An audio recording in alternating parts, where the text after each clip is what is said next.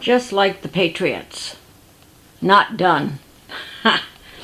I got painting this back wall, and sorry, you can't really see because of the windows, but I got one coat on yesterday, and I just finished the second coat around the windows and the shelves. Now have two coats.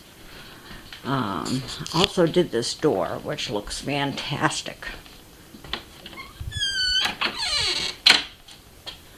Ooh-wee. How nice does that look?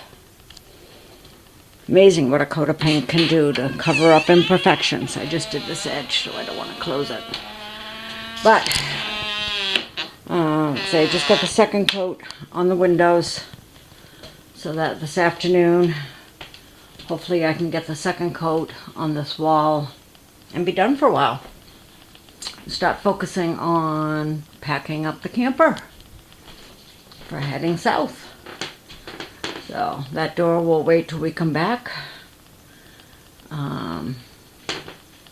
But it will be nice to have this part done.